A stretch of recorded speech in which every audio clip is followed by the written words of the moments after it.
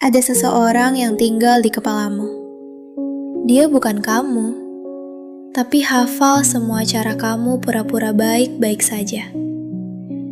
Dia bangun lebih dulu darimu, duduk di sudut yang tidak punya bentuk, lalu menyusun ulang hari sebelum kamu sempat sadar bahwa kamu sedang dijalani, bukan menjalani. Beberapa waktu lalu, kamu berhasil menguncinya. Bukan dengan kunci, lebih seperti menumpuk suara di atasnya sampai dia kehabisan udara. Dan kamu pikir itu cukup. Kamu berjalan di antara banyak hal, mengumpulkan tawa seperti struk belanja, lalu pulang tanpa benar-benar membawa apa-apa. Tapi kamu tidak peduli. Selama dia diam, semua terasa aman. Masalahnya, yang dikubur tanpa nama tidak pernah benar-benar mati. Mereka hanya belajar cara bernapas di tempat sempit. Sekarang dia kembali. Bukan dengan suara keras, justru terlalu pelan sampai kamu harus diam untuk menyadari keberadaannya. Dan itu yang kamu takuti. Diam. Karena di dalam diam, tidak ada yang bisa kamu jadikan tameng. Tidak ada percakapan untuk dipinjam. Tidak ada tawa untuk disalin. Hanya kamu dan sesuatu yang menatapmu dari dalam kepala sendiri. Dia tidak marah. Itu yang aneh.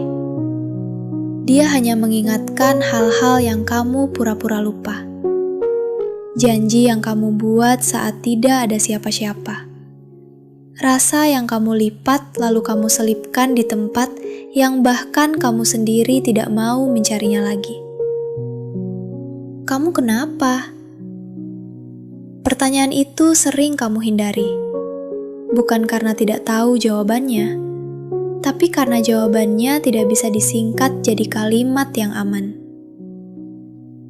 Kamu ini unik, bisa mencintai orang lain dengan sangat rapi, tapi selalu ceroboh saat berhadapan dengan diri sendiri.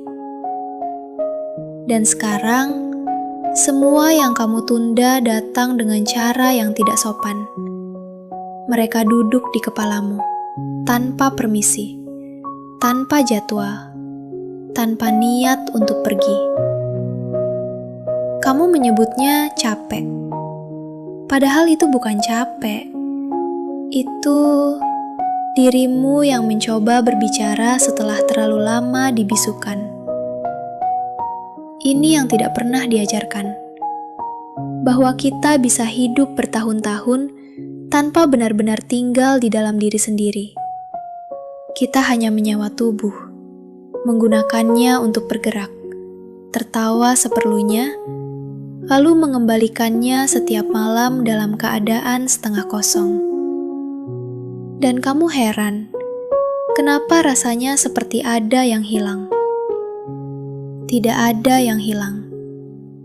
Kamu hanya belum pernah benar-benar ada di tempat kamu berdiri sekarang. Ada jarak aneh antara kamu yang dilihat orang dan kamu yang diam-diam kamu sembunyikan. Jarak itu tidak bisa diukur, tapi bisa dirasakan. Seperti luka yang tidak berdarah, tapi terus meminta perhatian. Dan semakin kamu lari, semakin dia hafal cara menemukanmu. Karena dia bukan orang lain. Dia adalah kamu yang tidak sempat kamu akui. Jadi kamu cari lagi suara. Kamu cari lagi ramai. Kamu cari lagi sesuatu yang cukup bising untuk membuatnya tenggelam. Tapi ada satu hal yang kamu lupa. Kamu tidak bisa kabur dari sesuatu yang kamu bawa kemana-mana.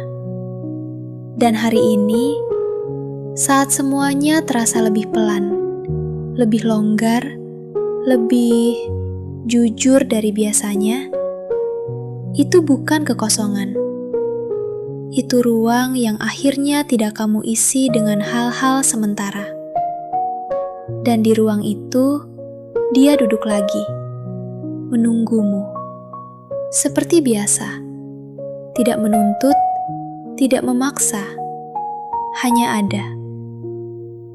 Mungkin selama ini yang kamu takutkan bukan sepi, tapi kemungkinan bahwa kalau kamu benar-benar diam, kamu akan bertemu seseorang yang tidak bisa kamu bohongi lagi.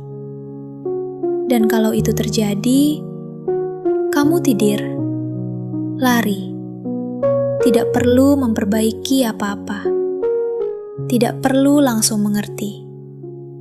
Cukup duduk, biarkan dia bicara, walaupun suaranya tidak jelas, walaupun kalimatnya berantakan, walaupun yang kamu dengar tidak kamu suka, karena mungkin itu pertama kalinya kamu benar-benar didengar oleh dirimu sendiri.